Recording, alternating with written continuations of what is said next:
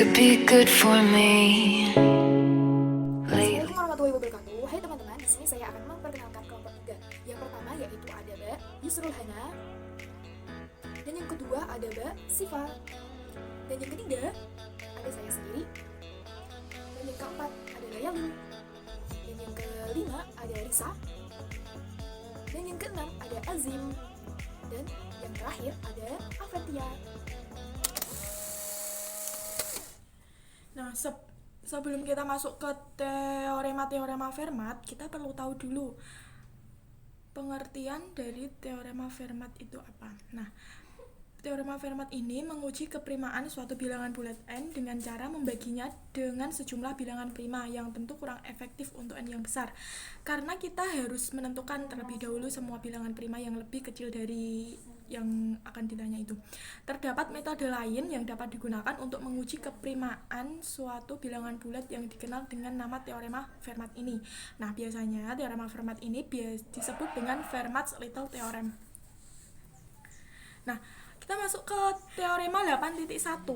Jika FPBA dan M sama dengan 1, maka residu-residu terkecil suatu modulo M dari barisan A, 2A, sampai M, 3A, sampai M-1 kali A adalah suatu permutasi dari 1, 2, 3, sampai M-1. Pembuktiannya, nah, perhatikan barisan bilangan ini, A, 2A, 3A, sampai M-1 kali A. Nah, A-nya ini misalkan kita kelipatan 4 ya, berarti A-nya 4, A-nya 4, 8, 12 dan seterusnya. Kalau 5 ya berarti 5, 10, 15 dan seterusnya. Kemudian masing-masing suku ini dimodulo dengan M. Angka ini tidak boleh ada yang kongruen dengan modulo M dengan 0. Kenapa? Karena kalau misalkan dibagi M dan hasilnya itu sisanya 0, berarti di sini ada A dikali M. Nah, itu tidak sesuai dengan teoremanya. Berarti ya, nah yang kita inginkan adalah kumpulan himpunan residu terkecil itu yaitu 1, 2, 3, 4, 5 sampai tidak boleh melebihi modulo M. Nah, jika modulnya 7 berarti kumpulan himpunan residu terkecilnya itu ya berarti 1, 2, 3, 4, 5, 6. Nah, intinya residu terkecilnya itu tidak boleh 0. Nah, juga tidak boleh melebihi modulo M-nya. Nah, gitu. Kemudian misalnya ini pengandaian. Kita melakukan suatu pengandaian. Misalnya ada 2 suku pada barisan pertama ini yang hasil modulo M adalah sama dengan 1 kurang dari sama dengan P kurang dari Q kurang dari M. Perhatikan bahwa P tidak sama dengan Q. Ya. Berarti gini, P-nya ini 2. Jika P-nya 2 berarti Q-nya 3, 4, 5 dan seterusnya. Kalau P-nya 3 berarti Q-nya 4, 5, 6 sampai seterusnya dan sampai M-1. Nah, tidak boleh M karena nanti jika sampai Q-nya M berarti kan habis membagi M ini. Nanti hasil sisanya 0. Itu tidak boleh. Kemudian ini kan P. Ini kan P ini, berarti P-nya P kali A. P kali A ini dimodulo dengan M, sisanya adalah S ini. Kemudian Q-nya kita kalikan dengan A, dimodulo M, sisanya juga S. Kemudian, nah, di sini dengan sifat kekongruenan ini bisa dikurang. Kita lanjut. Bisa dikurang berarti dengan sifat kekongruenan PA min QA kongruen 0 modulo M. Maka PA kongruen QA modulo M ini. Kan ini min Ki A berarti pindah ruas jadinya Ki A modulo M yang mulainya min jadi positif. Kemudian jika A dan M sama dengan 1, maka A dapat kita lenyapkan dari kekongruen itu sehingga hasilnya P kongruen Q modulo M. Hanya jika P sama dengan Q, karena P dan Q residu terkecil dari modulo M, maka pengandaian tersebut salah. Nah, sebentar. Nah, kita ini dulu. FPBA dan M sama, jika FPBA dan M sama dengan 1, kemudian berarti dengan sifat kekongruenan, maka PA kongruen QA modulo M ini bisa dibagi. PA dan QA-nya ini kita bagi dengan A ini, kemudian yang dalam kurung modulo M-nya ini kita bagi dengan 1. Sehingga PA kongruen QA modulo M, PA-nya dibagi A, berarti tinggal P, QA dibagi A, berarti tinggal Q modulo M dibagi 1. Sisa hasil dari FPB ini, maka hasilnya adalah P kongruen Q modulo M. Nah, hanya jika P sama dengan Q, karena P dan Q residu terkecil dari modulo M, maka pengandaian tersebut salah. Mana pengandaian yang salah? Pengandaian yang salah adalah ini. Misalnya ada dua suku barisan pertama yang hasil modulo M adalah sama. Ini tidak mungkin sama karena P-nya sama dengan Q tadi.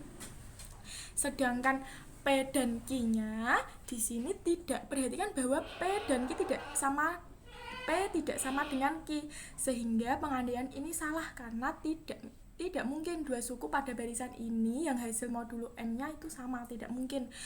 Karena tadi ini didapat P sama dengan Q hanya jika P sama dengan Q. Padahal di sini P-nya tidak boleh sama dengan Q.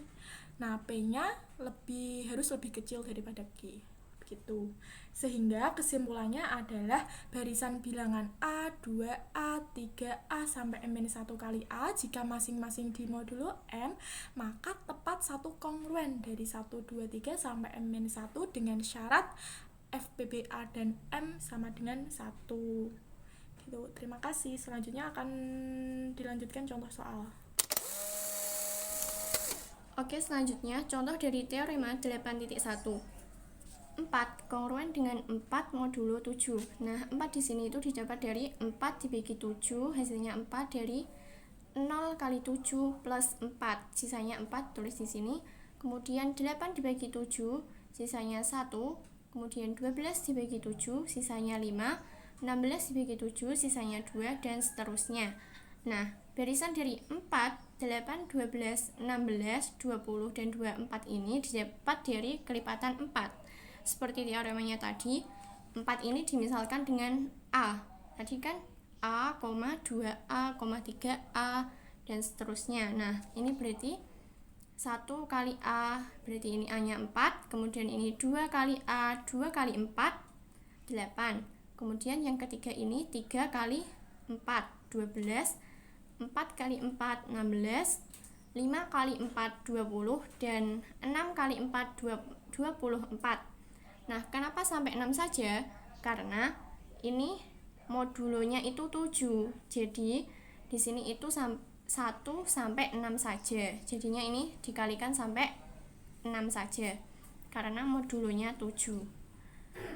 Nah, syarat dari teorema format ini, 4 ini di FPB kan dengan 7 itu bernilai 1. Jadi FPB dari 4 dan 7 itu bernilai 1. Kemudian barisan bilangan 4, 1, 5, 2, 6, dan 3 adalah himpunan residu terkecil modulo 7. Nah, jika semua bilangan pada ruas kiri dikalikan, maka hasilnya akan kongruen modulo 7 dengan hasil kali semua bilangan pada ruas kanan.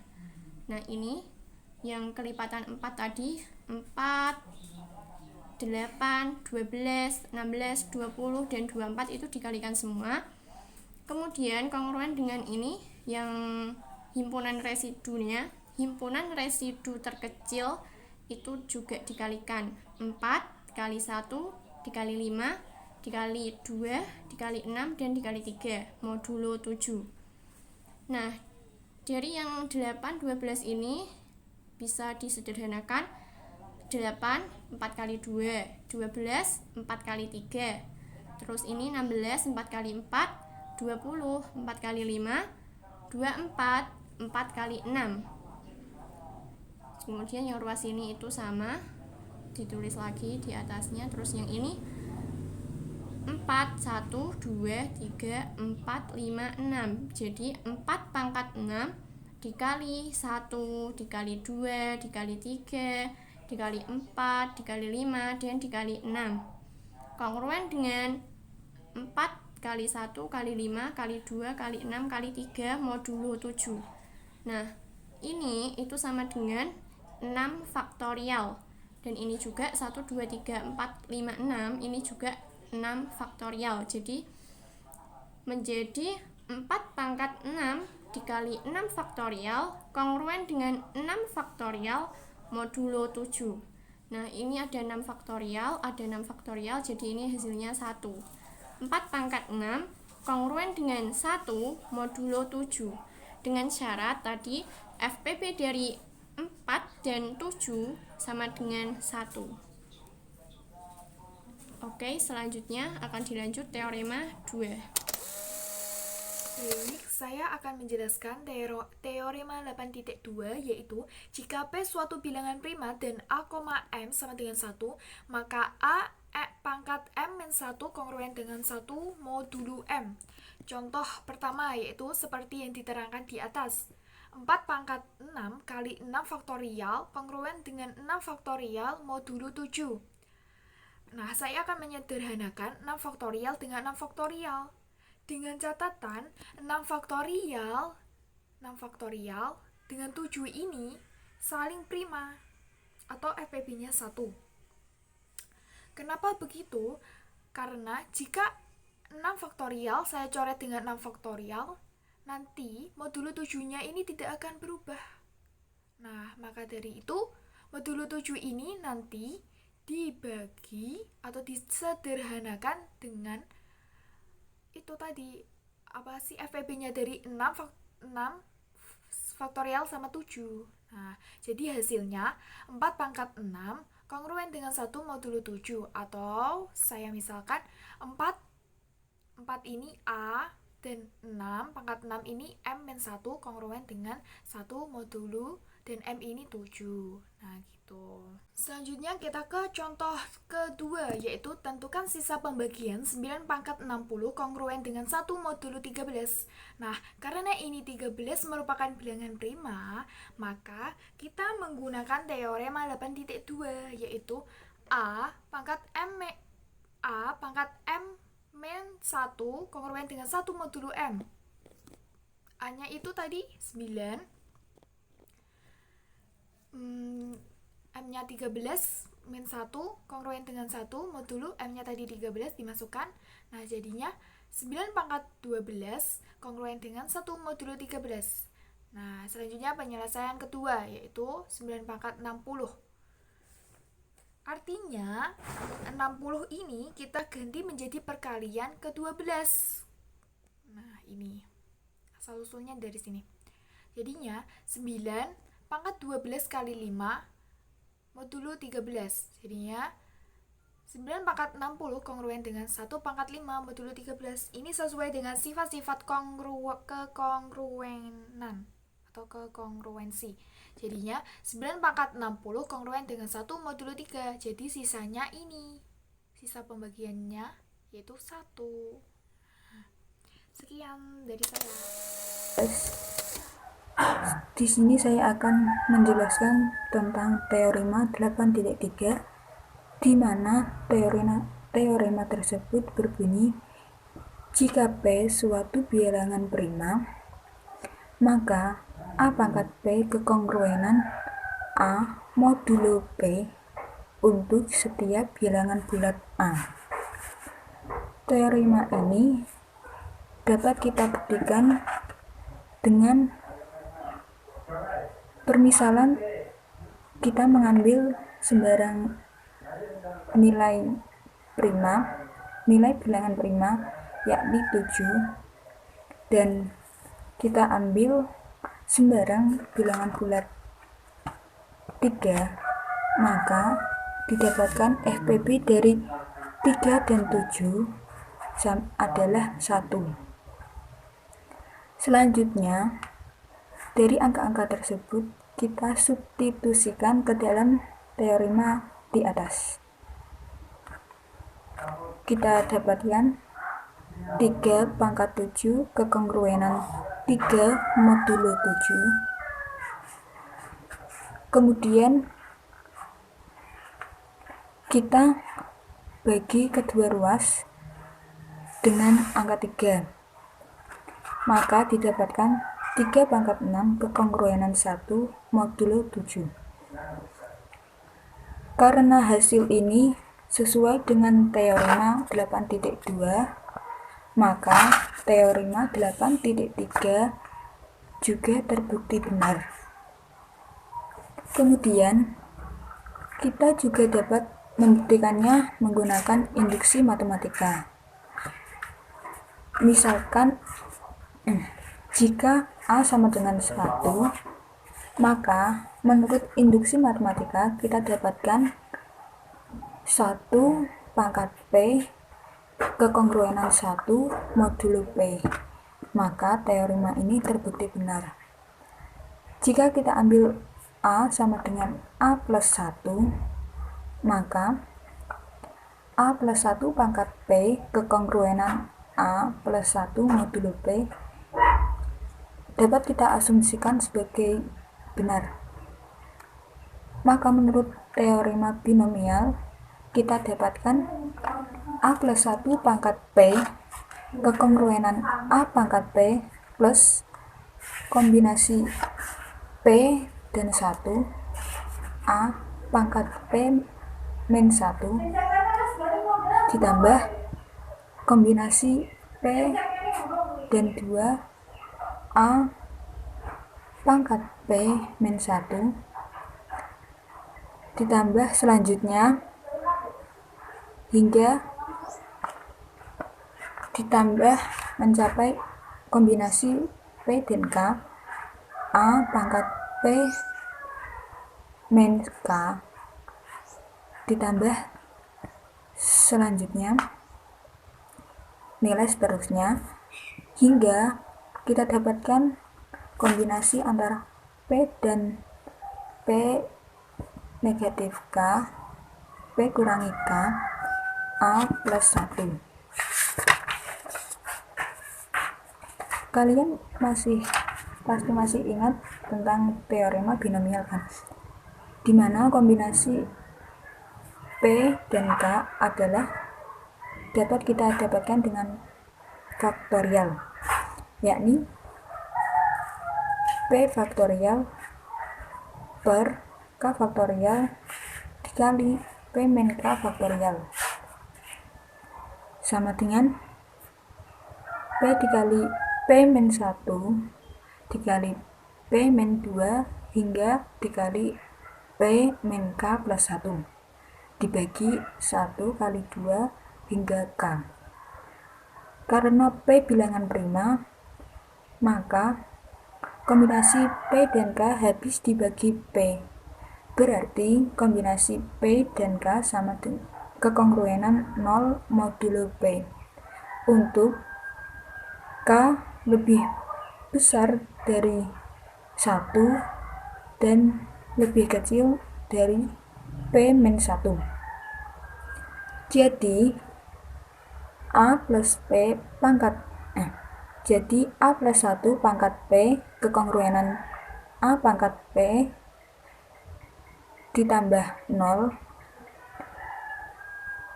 Kenapa 0? Kita dapatkan dari kombinasi P dan K kekongruenan 0 tadi hingga ditambah 1 modulo P. Kita dapatkan lagi A plus 1 pangkat P kekongruenan A pangkat P plus 1 modulo P. Karena A pangkat P kekongruenan A modulo P, maka A plus 1 pangkat P kekongruenan A plus 1 modulo P terbukti benar. Selanjutnya untuk contoh akan diberikan oleh Mbak Siva. Oke, selanjutnya yakni contoh dari teorema 8.3. Tentukan sisa pembagian dari 10 pangkat 1000 dibagi 17. Penyelesaiannya diketahui 17 merupakan bilangan prima dan FPB dari 17 dan 10 sama dengan 1. Maka sesuai dengan teorema 2.6.2, maka menjadi 10 pangkat 16 kongruen 1 modulo 17. Lah, di sini dari FPB yang tadi 17,10 didapatkan 10 pangkat 17 sama dengan 10 modulo 7. Lah, ini kita bagi dengan 10, maka hasilnya sesuai dengan yang tertera di PowerPoint, yaitu 10 pangkat 16 kongruen 1 modulo 17. Selanjutnya, jika 1000 dibagi 16, maka 1000 sama dengan K dikali 16 tambah 8. Di sini K adalah sesuatu bilangan konstanta yang mana dikali 16 dan ditambah 8 hasilnya 1000. Jadi 10 pangkat 1000 sama dengan 10 pangkat 16 tambah 8.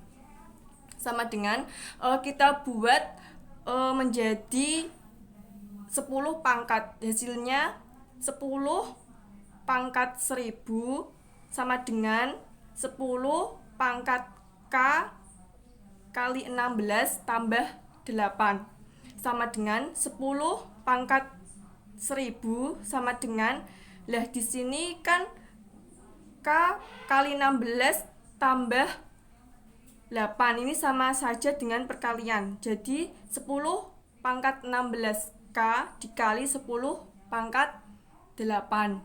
Sesuai dengan teorema di atas, jadi 10 pangkat 16 kongruen 1 modulo 17. Maka 10 pangkat 1000 kongruen 1 dikali 10 pangkat 8 modulo 17. Diketahui bahwa 10 itu 2 dikali 5, maka 10 pangkat 1000 kongruen 2 pangkat 8 dikali 5 pangkat 8. Ini sama saja dengan 10 pangkat 8 modulo 17. Selanjutnya, kita ubah 5 pangkat 8 menjadi 5 pangkat 2 kongruen 8 modulo 17. Lah, di sini 8 kita ubah menjadi 2 pangkat 3. Jadinya 5 pangkat 2 kongruen 2 pangkat 3 modulo 17. Maaf, saya ulangi kembali. 5 pangkat 2 kongruen 2 pangkat 3 modulo 17.